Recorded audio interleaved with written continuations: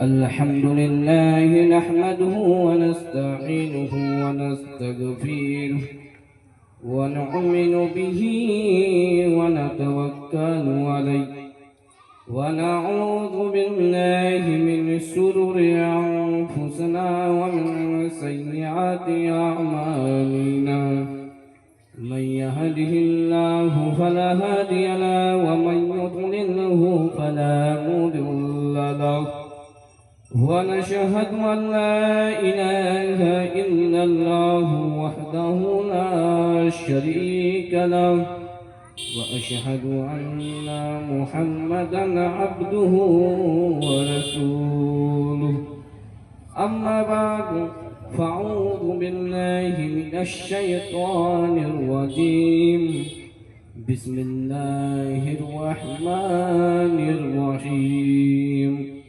ورفعنا لك ذكرك صدق الله العظيم بلغنا رسوله النبي الأمين المتين المبين المعين الكريم ونحن على ذلك لمن الشاهدين والساكرين والحمد لله رب العالمين إن الله وملائكته يصلون على النبي يا أيها الذين آمنوا صلوا عليه وسلموا تسليما اللهم صل على سيدنا مولانا محمد وعلى آل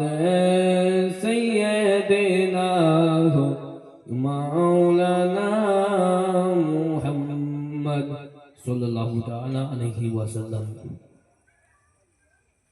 আলহামদুলিল্লাহ যাবতীয় প্রশংসা গুণগান গুণকীর্তন গুণভাজন সে মহান রব্বুল আলামিন করুণাময় ইজ্জতের জন্য, যিনি এক অদ্বিতীয় ওয়াহদাহু লা শারীক, যিনি আজ আমাদেরকে এই পবিত্র মাহফিলে আমার মতন একজন গুনাহগারকে বলার এবং আপনাদেরকে শোনার সৌভাগ্য হাসিল করেছেন।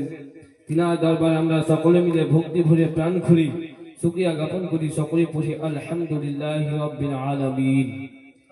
ইনার পরে পরে আকায় নামদার মদিনার তাজদার শাহেনশাহ জিবাকার মক্কি ও মদিনার সরদার নাইবে পরওয়ারদিগার হাউজে কৌসারের মালিক ও মুখতার, যিনি নূরুন আনূর শাফিউন নুসুর আদম নবীর হুজুর জনাবে মুহাম্মদ রাসূলুল্লাহ সাল্লাল্লাহু তাআলা আলাইহি ওয়াসাল্লামের উপর হাজার হাজার কোটি কোটি দরুদ ও পাক অবতীর্ণ হোক।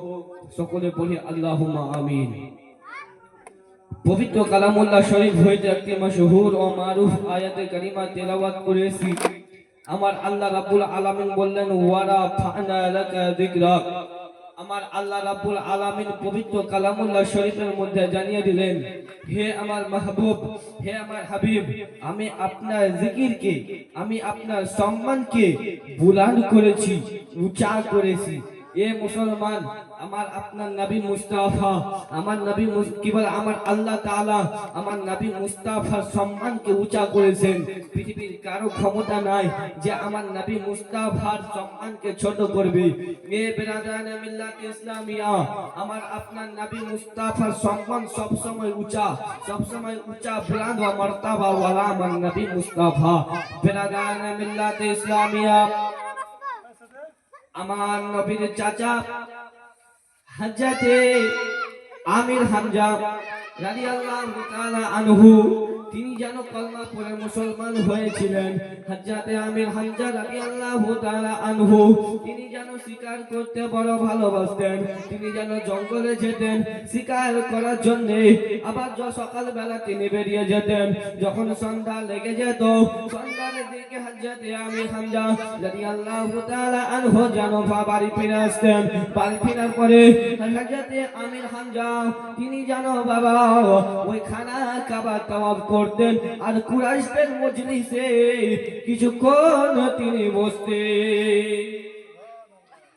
একদিনকার ঘটনা, হযরতে আমির হামজা তিনি জানো বাবা যখন কলমা পড়েছিল না, হযরতে আমির হামজা তিনি জানো শিকার করার জন্য জঙ্গলে গিয়েছেন।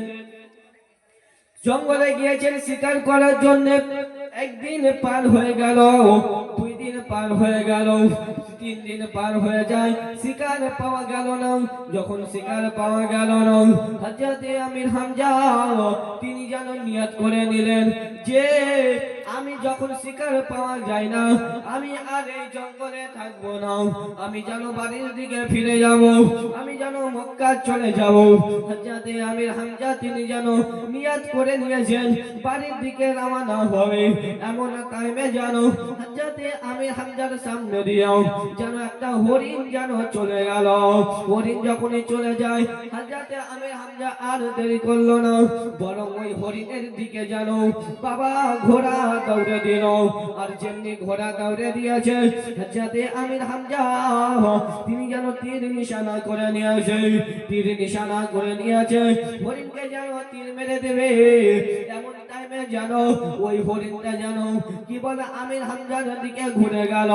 আমির হামজার দিকে ঘুরে যাওয়ার পরে ওই হরিণ যেন বলতে আছে, ও আমির হামজা তুমি হরিণের মাংস খেতে বড় ভালোবাসো, আজকে তুমি হরিণকে শিকার করার জন্য, আজকে আমাকে শিকার করার জন্য আমার পিছনে ঘোড়া দৌড়ে দিয়েছ। ও আমির হামজা শুনে নাও, শুনে নাও, আমার দিকে তীর নিক্ষেপ না করে, আমার দিকে তীর না চালিয়ে তুমি তাদের দিকে তীর চালাও যারা জানো আমার নবী মুস্তাফাকে মারতে আসে, যারা তোমার আপনার ভাতিজা মুহাম্মদ ইবনে আব্দুল্লাহকে কষ্ট দিতে আসে। এ মুসলমান যেমনি এই কথা শুনতে নাই বাবা হযরতে আমির হামজা যেমনি এই কথাটা শুনে নিল, আর যেন বাবা সে হরিণ শিকার করলো না, বরং তিনি করলেন কি, তিনি যেন বাবা ওই জঙ্গল থেকে তিনি যেন মক্কার দিকে রওনা হয়ে গেলেন। তিনি মক্কার দিকে রওনা হয়ে গেলেন। প্যারে মুসলমান আমার ভাইরা বাবা জিরাম ও আমার মা বোনেরা গভীর মনোযোগ দিবেন বাবা, যখন তিনি মক্কার দিকে রওনা হয়ে গেছেন, এইদিকে আমার আপনার নবী মুস্তাফা নবীর সংবাদদাতা নবী আমার দয়াল নবী মায়ার নবী রাহমাতাল লিল আলামিন নবী আমার, তিনি যেন বাবা নিয়ত করলেন জিহনের দিকে যাবেন। আমার নবী মুস্তাফা জিহনের দিকে যাবেন নিয়ত করে নিয়েছে। এইদিকে কাফিররা করলো কি, তারা জানো বাবা আগে জিহনে গিয়ে পৌঁছে গিয়েছে, তারা জানো আজকে প্ল্যান করে নিয়েছে আজকে মুহাম্মদ ইবনে আব্দুল্লাহকে যেন মারবে গো বাবা, আমার নবী মুস্তাফাকে মারবে, আমার নবী মুস্তাফাকে কষ্ট দেবে। তারা জানো বাবা নিয়ত করে নিয়েছে। এবার জানো হলো ঘটনা কি দেখেন বাবা, আমার নবী মুস্তাফা যে জিহনের দিকে যাবে, এই কাফেররা করলো কি, আগে জানো জিহনে গিয়ে পৌঁছে গেল। যখন জিহনে পৌঁছে যাওয়া, আর এইদিকে আমার আপনার নবী মুস্তাফা জানো ওই মাকামে জীবনের দিকে যেতে আছেন। আর যখন জীবনে প্রবেশ করেছে গো, যখন জীবনে প্রবেশ করেছে, সঙ্গে সঙ্গে ওই কাফেরেরা জঙ্গলে যে লুকিয়েছিল, জঙ্গলে লুকিয়েছিল, জঙ্গল থেকে বেরিয়ে গিয়া আমার নবী মুস্তাফাকে যেন ঘেরাও করে নিল। আমার নবী মুস্তাফাকে যখন ঘেরাও করে নিয়েছে, আমার আপনার নবী মুস্তাফাকে কেউ যেন গালি দিতে আসে, কেউ যেন মন্দ কথা বলতে আসে, খারাপ মাথা দিয়ে কথা বলতে আসে, আর যেন নিজেদের মধ্যে যেন তারা হাততালি দিতে আসে। এ মুসলমান আমার আপনার নবী মুস্তাফাকে বিরক্ত করতে আরম্ভ করে দিল, পরেশান করতে আরম্ভ করে দিল। আমার নবী মুস্তাফাকে যেন বাবা বিরক্ত করে যায়। আমার নবী মুস্তাফা কান না দিয়ে বরং তাদের থেকে সাইড কাটিয়ে ওই জিহনের কবরস্থানে গিয়ে যেন বসে গেলেন। জিহনের কবরস্থানে যখন তিনি বসে গিয়েছেন, আমার আপনার নবী মুস্তাফা ওই জিহনের কবরস্থানে যে বসে আছে, এই কাফেরেরা যেন কি করলো, ওই জিহনের কবরস্থানে গিয়ে গেল, আর যেন আমার নবী মুস্তাফাকে যেন সেইখানে গিয়েও ঘেরাও করে নিল। আমার নবী মুস্তাফাকে যখন ঘেরাও করে নিয়েছে, আমার নবী মুস্তাফাকে সেখানে ঘেরাও করে নিয়েছে আর যেন আমার নবী মুস্তাফাকে যেন গালি দিতে আসে, খারাপ ভাষা দিয়ে কথা বলতে আসে। এ মুসলমান, এবার তারা করলো কে? আমার নবী মুস্তাফার দিকে যেন বাবা পাথর চালাতে আরম্ভ করে দিল, পাথরের বৃষ্টি আরম্ভ করে দিল। হায়রে মুসলমান দেখে, যে নবীর জন্য আজকে আমরা দিন পেলাম, যে নবীর জন্য আজকে আমরা এই ইসলাম ধর্ম পেলাম, এক আল্লাহকে চিনতে পারলাম। আরে মুসলমান, আমি এক আল্লাহকে চিনতে পারলাম, জান্নাত জাহান্নাম আছে সেটা আমরা জানতে পারলাম, সাত আসমান সাত জমিন রয়েছে আমরা জানতে পারলাম। এ মুসলমান, সেই নবী মুস্তাফাকে যেন কষ্ট দিতে আরম্ভ করেছি, সেই নবী মুস্তাফাকে যেন মারতে আরম্ভ করেছে, পাথরের বৃষ্টি যেন আমার নবী মুস্তাফার দিকে পড়তে আসে। বিরাদানা মিল্লাতে ইসলামিয়া, গভীর মনোযোগ দিবেন বাবা। এবার যেন আমার নবী মুস্তাফার শরীর থেকে যেন রক্ত ঝরতে আরম্ভ করে দিল, পাথরের আঘাতে আমার নবী মুস্তাফা যেন বাবা কি বলে, আমার নবী মুস্তাফার গোটা শরীর যেন ক্ষত বিক্ষত হয়ে গেল। এ মুসলমান, এই কাফিরেরা যে আমার নবীকে এভাবে কষ্ট দিয়েছে, নবীর প্রতি এভাবে অত্যাচার করেছে, এই খবরটা যেন বাবা পুরা মক্কা নগরে বিদ্যুতের গতিতে যেন পুরা মক্কা নগরে খবরখানা ছড়িয়ে গেল।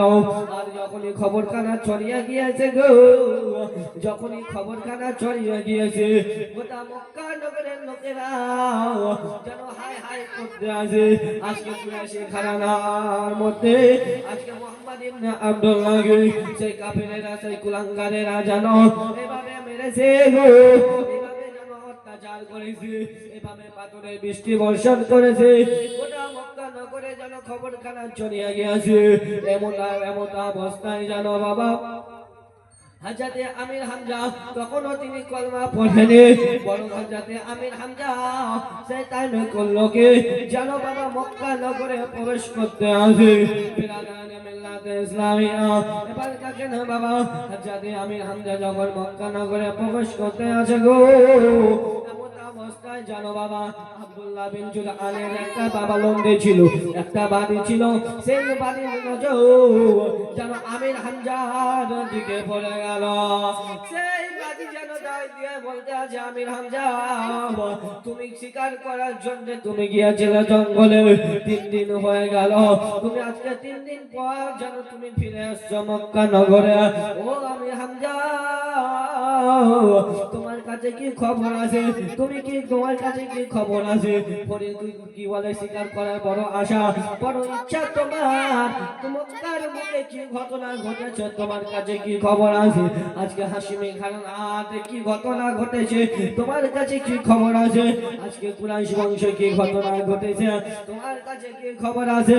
ও আমির হামজা, শুনে নাও, শুনে নাও, শুনে নাও, আজকে জানো মুহাম্মদ ইবনে আব্দুল্লাহকে ওই বেঈমানের ওই কি বলে গো, ওই কাফিরেরা জানো এত অন্যায় অত্যাচার করেছে, এত কষ্ট দিয়েছে, এত পাথরের বৃষ্টি আরম্ভ করেছে, গোটা শরীরটা ক্ষত বিক্ষত হয়ে গেছে। ও আমির হামজা, তোমার কাছে কি খবর আছে? বিরাদানে মিল্লাতে ইসলামি, গভীর মনোযোগে দিবে না বাবা। হযরতে আমির হামজা যেমনি এই কথা শুনতে নাই, আমির হামজা যেন প্রেসার হাই হয়ে গেল, আর যেমনি প্রেসার হাই হয়ে যাওয়া, হযরতে আমির হামজা যেন করলো কি, আর দেরি করলো না, সঙ্গে সঙ্গে বাড়ির দিকে যেন রওনা হয়ে গেল। বাড়ি যাওয়ার পরে যেন নিজের বিবিকে ডাক দিয়ে বলতে আছে, ও আমার বিবি রে,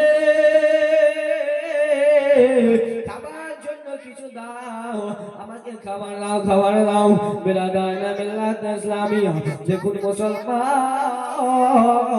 তার বিবি যেন বাবা দস্তারখান বিছিয়ে দিল। হযরত আমির হামজার বিবি যখন দস্তারখান বিছিয়ে দিল, খাবার যেন সামনে যেন মজুদ করে দিল, আর যখনই খাবার সামনে রেখে দেওয়া, যখনই সামনে খাবার রেখে দিয়েছে, বিরাদানে মিল্লাতে ইসলামিয়া, বাবা সামনে বসে গেল। সামনে বসে যাওয়ার পরে হযরতে আমির হামজার বিবি যেন বাবা কান্না করতে আরম্ভ করে দিল, টুকরে টুকরে টুকরে টুকরে যেন কান্না করতে আরম্ভ করে দিল। বিরাদানে মিল্লাতে ইসলামিয়া, যখন হযরতে আমির হামজার বিবি যখন কান্না করে গো, হযরতে আমির হামজা যেন জিজ্ঞেস করতে আসে, ও আমার বিবি রে, বলো বলো বিবি, বলো বলো, তুমি কান্না কেন করতে আসো বিবি? বলো বলো বিবি বলো, আজকে কি হয়েছে? তুমি কান্না কেন করতে আসো বিবি বলো। আমির হামজার বিবি বলতে আছে, ও আমার স্বামী গো,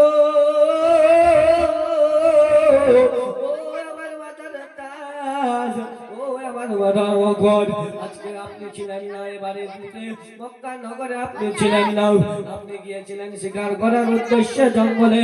ও স্বামী গো, এই সুযোগে কি বলে ওই কাফেরেরা, আবু জেহেল এবং তার দলবলের লোকেরা যেন এই সুযোগে যেন আপনার ভাতিজা আমাদের ভাইপো যাতে কি বলে মুহাম্মদ ইবনে আব্দুল্লাহকে এতটা মেরেছে, এতটা কষ্ট দিয়েছে, এত কষ্ট দিয়েছে, এত মেরেছে, এত মেরেছে, পাথরের আঘাত করেছে, গোটা শরীরটা যেন রক্তাক্ত হয়ে গিয়েছে, যেন গোটা মক্কা নগরের খবরটা ছড়িয়ে গিয়েছে।